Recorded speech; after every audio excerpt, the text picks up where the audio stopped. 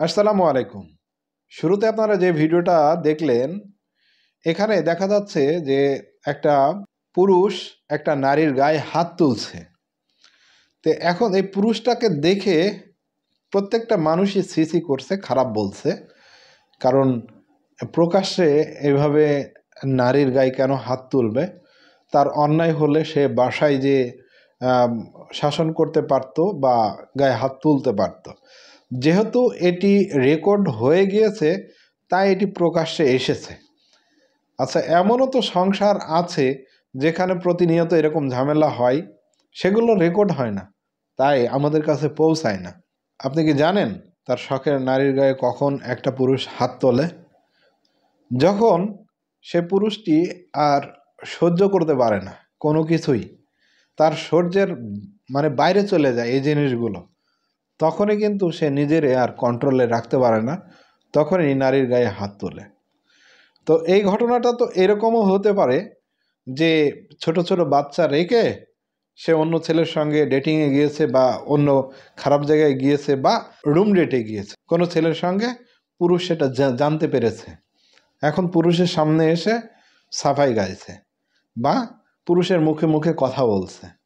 আসলে এটাও তো সত্য যে আমরা এ যাবৎকালে যত নারীকেই দেখেছি, তারা অন্য একটা ছেলের সঙ্গে রিলেশন করবে, কিন্তু মুখে তারা অনেক বড় বড় বুলি ছাড়বে যে হ্যাঁ এই সেই আমি করি নাই, হ্যান ত্যান বিভিন্ন রকম বোঝানোর চেষ্টা করবে পুরুষকে যে আমি একজন ফ্রেশ মহিলা।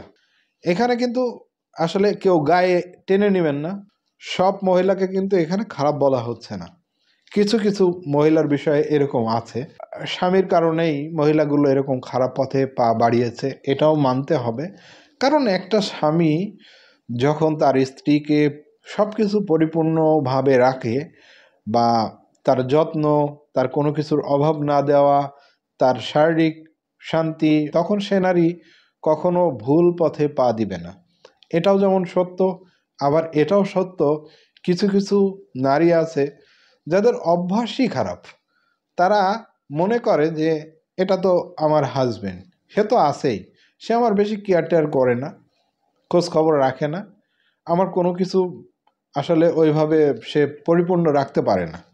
এই কারণে পাশাপাশি আমার একটা বেটার অপশন দরকার। তো বেটার অপশন একটা ছেলের সঙ্গে আমার যদি রিলেশন হয়, তাহলে আমার সময়টা ভালো কাটবে, আমার মানসিক শান্তি ফিরে আসবে, অন্তত তার সঙ্গে একটু আমি সময়টা ভালো কাটাইতে পারবো। এই ভুলগুলো করেই নারী অন্য ছেলের সঙ্গে সম্পর্কে জড়িয়ে যায়, আর এর পরিণতি হয় ভয়াবহ খারাপ। যেহেতু ওখানে একটা মেয়ে বেশ বড়, হয়তোবা 8-10 বছর বয়স, আর একটা তার কোলে, সেটার বয়স না হলেও 3-4 বছর হবে। এদের সামনে এই পুরুষটা তার স্ত্রীর গায়ে কেন হাত দিবে বলেন তো? আবার এখানে যতদূর দেখা যাচ্ছে যে নারীটি বেশ পর্দার সহিত সেখানে উপস্থিত হয়েছেন, যেটা একটা ইসলামিক দৃষ্টিকোণ থেকে বিধান রয়েছে পর্দা। এই পর্দা কিন্তু সে করে আছে। তাহলে এখানে কি আমরা ধরে নিব এই যে পুরুষ সেই খারাপ? সে হচ্ছে নারীটিকে কোনো কিছু সহ্য করতে পারে না, বা নারীটি থেকে মুক্তির জন্যে সে এরকম মারধর করছে এখানে।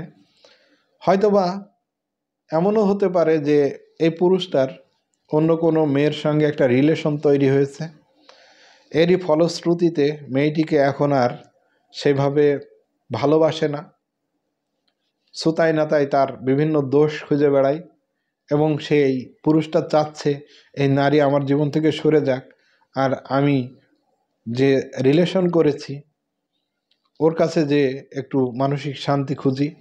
পথের কাঁটা হিসাবে এই প্রথম স্ত্রী আমার এখন যে রয়েছে, এর কারণে আমি এখন যেতে পারছি না, হয়তো কাবিনের টাকা বেশি করা আছে, 5 লাখ 2 লাখ 4 লাখ এরকম। এই টাকাটা যদি আমি এখন আপোষে ডিভোর্স দিতে যাই কোনো কারণ ছাড়া, তখন তো আমার আইনি জটিলতায় পড়তে হবে। তো এইভাবে নির্যাতন করে মারধর করে যদি সে আমার জীবন থেকে সরিয়ে দিতে পারি তাকে, তাহলে তো আমার পথের কাঁটা ক্লিয়ার, পথ একবারে পরিষ্কার, এমনও হতে পারে। তবে উচিত হয়নি এইভাবে প্রকাশ্যে গায়ে হাত তোলা, তারপরেও আবার ছেলেমেয়ের সামনে। এটা আসলে ভালো, আমার কাছে ভালো লাগেনি, তাই আপনাদের কাছে তুলে ধরলাম। তবে শুধুমাত্র ভিডিও করে পাবলিশ করে দেওয়া হয়েছে, এখানে বিস্তারিত কোনো কিছু কিন্তু বলা হয়নি। তো আসলে এটা অবশ্যই একটা তদন্ত হওয়া উচিত যে সঠিক দোষটা কার, এই নারীর না পুরুষের, এটা আসলে দেখা উচিত। তাহলে কিন্তু প্রকৃত ঘটনাটা মানুষের সামনে আসতো। মারাটা আসলে ঠিক হয়নি, আর কারণটা তো আমরা জানি না, তাই ওইভাবে বলতেও পারছি না। তবে নারীদেরকে সম্মান করা উচিত, যথাযথ সম্মান করা উচিত। নারীরা হচ্ছে ভালোবাসার বস্তু, তাদেরকে ভালোবাসতে হবে, তাদেরকে ভালোবেসে শাসন করতে হবে, রাগারাগি করে না। আসলে সংসারের সুখ শান্তি হলো একটা পুরুষের জীবনে প্রকৃত সুখ শান্তি। আপনি যদি ঘরের স্ত্রীর কাছ থেকে মানসিক শান্তিটা না পান, তাহলে আপনি পৃথিবীর কোথাও গিয়েও শান্তি পাবেন না, আপনার শান্তি হবে না। আপনার মনের ভিতরে সবসময় অশান্তির একটা ঝড় বয়ে যাবে। তাই উচিত, যদি স্বামী স্ত্রীর ভিতরে ঝগড়া লেগেও থাকে, একজন চুপ থাকা, একজন চুপ করে যাওয়া। হ্যাঁ, পরবর্তীতে আপনি এরকম করতে পারেন, যখন এখন আপনি চুপ হয়ে গেলেন, নেক্সট টাইম যখন ঝগড়া বাঁধলো তখন আপনি বললেন, স্ত্রীরও উচিত, না ওই সময় আমার স্বামী তো চুপ ছিল, এখন আমি চুপ থাকি। তাহলে কিন্তু সংসারে কোনো ঝামেলাই হবে না। যখনই দুইজনের ভিতরে কম্পিটিশন কাজ করবে যে আমি কেন হারব, আমি নারী, আমি কেন হারবো, আমি তো হারার জন্য আসি না এই সংসারে। পুরুষটা ভাববে আমি পুরুষ, আমার সংসারে খাই, আমার সব কিছু সে ব্যবহার করে, আমি হারবো তার কাছে। এই যে একটা কম্পিটিশন, এর কারণে বিভিন্ন সংসার ভেঙে যায়, স্বামী বা স্ত্রী পরকীয়ায় জড়িয়ে যায়, সংসার নষ্ট হয়, দুইজন দুই জায়গায় চলে যায়, কিন্তু পথের ভিতরে রেখে যায় ছেলে মেয়েগুলো, তাদের ভবিষ্যৎ। তো আমাদের কাছে কখনো এটা কাম্য হতে পারে না যে সংসার থেকে বিচ্ছিন্ন হবে বা সংসার থাকা অবস্থায় তৃতীয় কোনো ব্যক্তির সঙ্গে সে রিলেশনে যাবে। আসলে এগুলো উচিত না। যাই হোক, ভিডিওটা শেষ করলাম। ভিডিওটা বেশি বেশি শেয়ার করবেন, ভালো লাগলে চ্যানেলটা সাবস্ক্রাইব করে রাখবেন। সবাই ভালো থাকবেন। আসসালামু আলাইকুম।